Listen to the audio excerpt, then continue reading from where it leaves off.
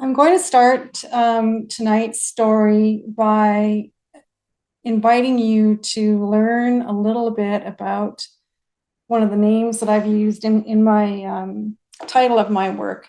The title of the work that I have at Number 9 Gardens is called Etheric Interlude. So I'm going to acquaint you with what the word etheric comes from and why I'm using it.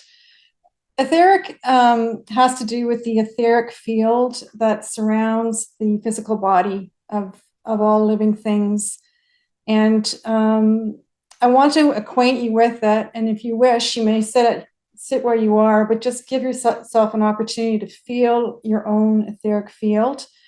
And by doing that, it'll help to bring you into the kind of space and concept that I'm using. The etheric field is just outside the human physical body. It also surrounds, as I said, all other living things, be they plant, animal, or smaller orders of life. And to feel it, you just place your hand just slightly outside the top of your head, about an inch away, and this is the distance that the etheric field, and it has been measured by subtle energy technology that this does actually exist. So just bring your hands along and down the sides of your face and down your neck and across your shoulders, and then cross your hands over and bring your hands along the outside of your arms and then out through your fingertips and up again through your neck, down through the front of your torso, out through your hips, down through your thighs, over your knees, down through the side of your, calves, out your feet and out your toes. This is a very rudimentary introduction to your etheric field.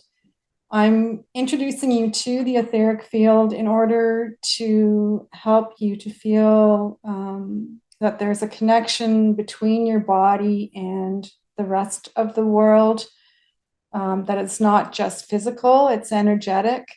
The particles in your body are very closely packed together and they're moving slowly. The particles in the etheric field and beyond into your other fields are more spaced apart. And as you go out into the other fields, such as mental field or emotional field or spiritual field, the particles are becoming more and more spaced apart and they're moving more quickly. So they're a little harder to detect. The field around the heart chakra has been measured at a distance of about 3 feet through subtle energy technology. So these are things that we know do exist. And part of the reason I'm using this concept is that the work that I did at Number 9 Gardens is called Etheric Interlude. And it's a work that occurs in 3 movements across the land. And what I'm trying to do is activate people's connection to their etheric field. They may not actually recognize that this is happening, but the placement of the work and the nature of the piece is meant to activate that. And part of my interest in activating fields with work, sculptural pieces, is that it's a way for people to start to register art through the physical body. And to get to the physical body, you need to go through the etheric field. I'm now going to lead you on a short visualization of the experience of walking.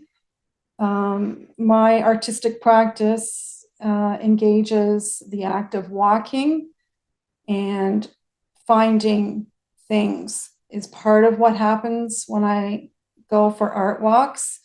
And it's a random kind of process of collecting and ingathering. So along with walking and gathering objects, etheric interlude also makes use of the objects which are made. So there's two aspects: objects which are found in the environment, and then objects which are made by myself. So there's two actions here. So I'm going to ask you now to imagine that you're standing in a gravel parking lot in a country setting. You're going to be standing in this parking lot of number 9 Gardens, and there's a visitor center in front of you. If you look at that visitor center, in front of the visitor center, there's a path which leads to the fields. So in your mind's eye, just imagine that you are walking along this path, and you are walking through a mown path with fencing on 2 sides, and we're continuing along this path until we come close to a creek. The creek is on your left, and on your right are fields which are essentially either pasture land or hay fields. So you're walking through this very lovely pastoral setting with Canadian Shield over to your right, past the fields that have extensive canopy of trees.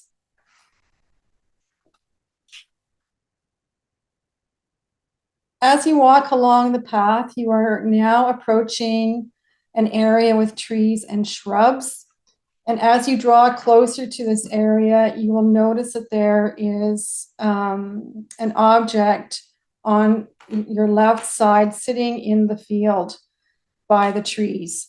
And this found object is the base of a discarded table, a curio table. It's a small, skinny base which has a spiral central leg portion that a table would have sat, the tabletop would have sat on top of that. And then there are 4 legs coming up out of the spiral, and they are resting on the ground. The piece is made out of oak, and it's a turned wood spiral central axis on the piece. You continue on this trail, and the trail is kind of forming the outside of a equilateral triangle. So you're angling off slightly to the right, and as you walk along, you will find a small child's desktop, and it has no legs. It's sitting on the ground. It has the old wood top on it. It's made out of oak wood. There's a lot of scribbling and doodles on the top from the many years of use by children. And there's an open hole in the table for an inkwell. So as you observe that, you can consider the many years of use for that and the children that have used it. Continuing along the trail, you will now take a right turn, and on the left is a chair, a very small child's chair without legs. This is the companion piece to the desk, and they were both found on the streets of Kingston. As you're walking along, you will notice that there are mists coming off the creek. The last mists of the morning are dissipating. I'm like Sadiqa, it's a little hard to talk to a blank audience. So we're going to keep moving along the path, and we're walking along an area of high grass that is alongside this river creek that borders the land. And in this high grass is a chaise longue. It is a white chaise longue. It is placed in the tall grass. It is facing the river/creek. And the back of the chaise longue is facing the trail path. You can imagine being either the analyst or the analyzed, depending on the position that you wish to take in this chaise longue. As you can in either position, you're able to look at the water. On the chaise longue is a ceramic tile piece, which is glazed with fingerprints of black glaze, and the word there's a word silk screened on the tile piece, and that word is "and." Finally, we're going to continue along this trail to the last spot on the trail, and each one of these stops is a movement. I meant to mention that. So the final movement is movement 3, and when you come to the opening in this area, it takes a little hook turn to the left, and you're standing right on the banks almost of the river creek. And there is a large cedar field table. Sorry, I'm just very dry. And on the table is an object, which is not a found object. It is an object that has been made. It is made from various clay bodies. Some of them are black, some of them are gray, some of them are white, and it has just been randomly built up into a water vessel. Underneath the table is an other coiled object, which is an egg. The egg has carvings on it, as well as piercings into the wall of the egg. And this egg will allow air and sound to move through it. And then finally, off by itself on the ground, away from this field table, is an open abstract basin, which has also been made out of coiled clay, and it is a birthing or placenta basin, and it is glazed with rich colored glazes, mainly reds, whites, and blacks, and there are old electrical coils in the basin, which also spill out onto the ground. That is the end of the walk, and I would now like to share the images of the piece with you, and Chad is going to very kindly set those up for us, and we're just going to quickly walk through. And so this is movement 1, and that's number 1. And you can see that this is in July, and it's just when the work has been placed, and it still has a bit of a fresh look to it. The field has clover in it, the grass is green, and we're still in the height of summer.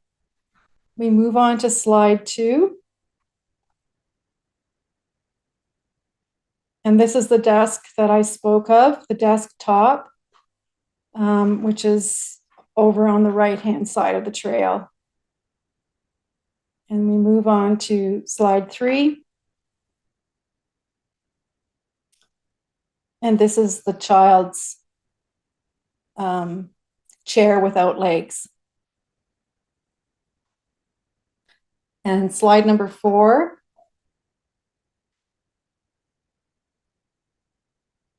Is the chaise in the tall grasses overlooking the river creek. And we'll move on to a close-up so that you can have a look at the tile piece. and the old fabric on the chaise. And we're going to now move on to movement 3, which is the Eastern white cedar field table with the water vessel on top and the egg below. And way back in the middle left background is the shadow shape of the birthing basin. And we'll move on to the next slide, please. This image gives you a wonderful overview of midsummer on the River Creek beside Number 9 Gardens. And we're going to go now to the slide of the birthing basin, which is a partial slide. All of these slides are on Agnes Etherington Art Center website. And Sunny Kerr kindly shared them with me. So you have a look at that. The basin with the glaze and the coiled metal electrical elements. And now we're just going to breeze through September in our next slide, beginning where we started. And this is the slide of the table base in September. The base has been dulled by the weather. It's cracking. There are bird droppings on it, and the grasses and plants are showing the end of the season look to them. And then we could continue along again to the old desktop with the next slide. And here is a slide of the desk as it looks after the weather impacts from sort of July 25th to the last of September. And the next slide will show the effects of weather on the chair, and in particular, the delaminating of the veneers in the seat and the fading of the varnish. And there's a bit of animal excrement on there as well. So move on to the chaise. So you have a look at that. There is dew on the grasses here. The grasses are almost engulfing the chaise, and it's early morning. There is a very light mist on the river. And so the effects of water and hydrology cycle are being registered by this chair. And we'll move to the next slide, please. And again, there's almost a bleaching effect that's happened on the upholstery. It was quite almost beigey colored, and now the sun has really changed it into a more whitened look. And the grasses are wet and they are engulfing the chair. And then the next slide will show the impact of seasonal change, the lengthening of the shadows, the changes to the vegetation especially are evident along the river waterside. And there's kind of almost like this quiet sort of feeling of closure starting to happen. And then we move to the next slide. And that's just an overview of the water. So you have a sense of the connection to the water and the water vessel that overlooks it. And the next slide will show, I believe, the interior of the birthing placenta basin. And it's full of other debris objects now. There's leaves, branches, water, and some algae growth happening in that piece. Then we're going to breeze through the the next few slides. So here is the table base detail showing the impacts of rain and repeated drying and the humidity of the summer. And then, of course, it made a very lovely perch for, I'm guessing, a robin, for it to observe the passing scene and also to relieve itself. And now we'll get a chance to see in the next one or two slides of the desk how the piece is starting to become colonized by nature, and the destruction of a man-made object is starting to really take off in this piece with the delamination of the woods and the colonization by invertebrates such as this grasshopper. And the next slide shows the really strong destructive forces of nature. This was a really well-made, highly crafted piece of furniture from probably, I would say, the 1940s. There is a stamp, I think maybe in the next slide, which will help to identify where the piece was made. And I find it interesting that it was made by the Global Furniture Company in Waterloo, Ontario. And that is what the actual wood would have looked like when it was new. And it's number 49. So it's obviously a standard desk piece, but interesting to consider the global aspect of these impacts of the climate that I'm talking about, but that this desk actually has this identification as well. And I think we're going to move on to the chair, I hope, on our next slide. Yeah, so these are close-ups of the upholstery on the chaise and the early morning dew.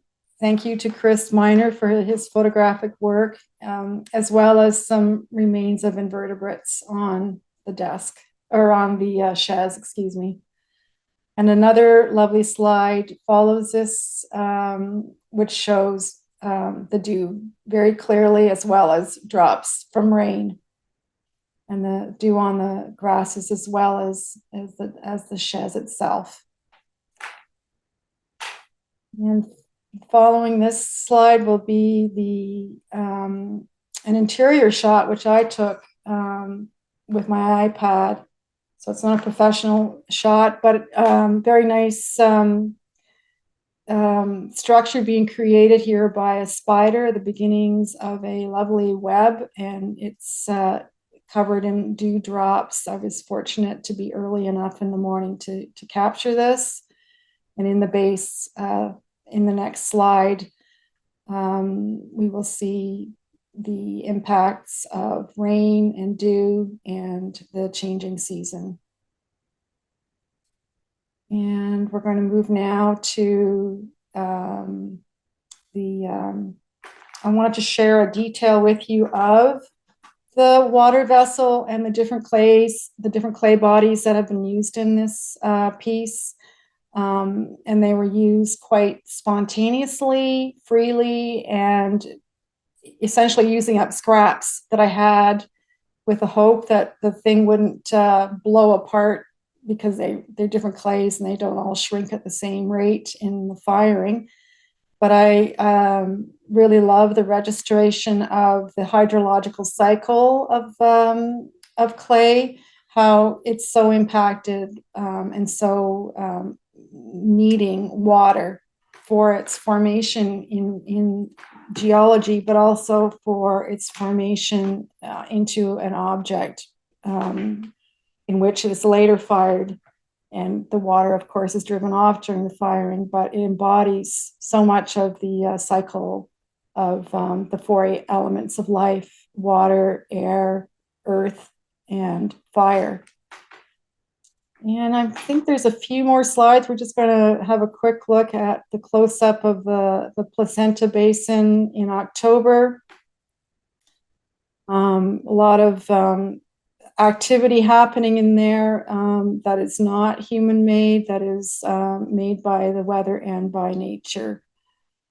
And the next slide is going to show Chris Miner, who I snapped as he was photographing the work. And you will notice that it was a very wet, dewy morning, and the impact of the climate and weather upon Chris. In the lower leg area, his pants were totally soaked from crouching in this grass and trying to document these images.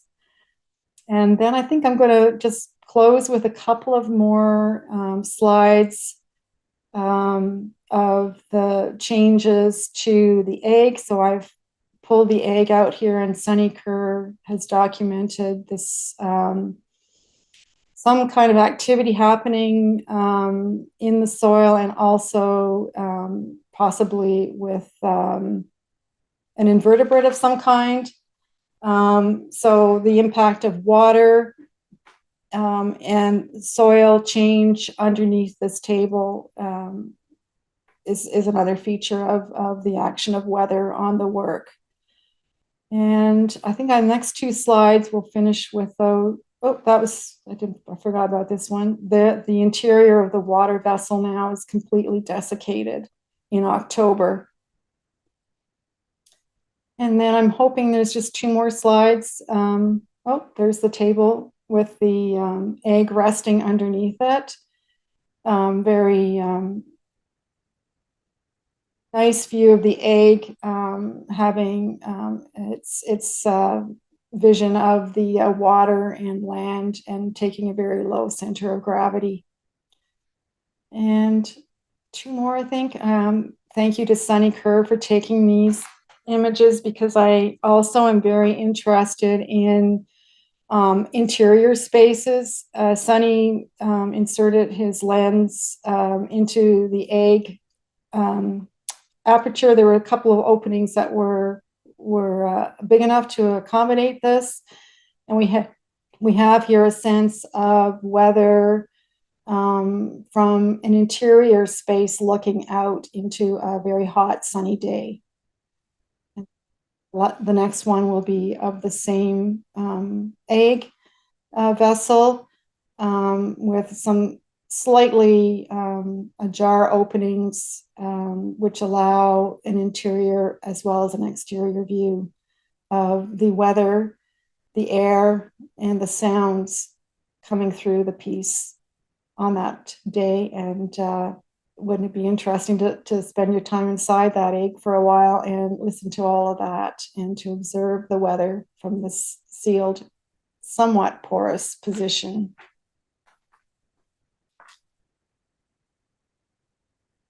I think that's my weather story for today.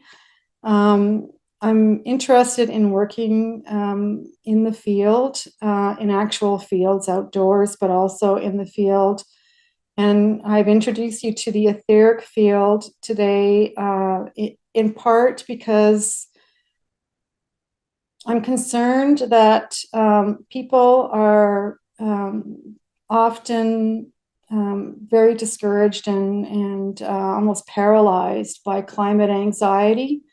And I think one of the ways for we humans to move beyond the anxiety is to connect more to our bodies and get out of our heads and feel the earth and feel what nature is saying to us, and do more than just pay momentary attention to that.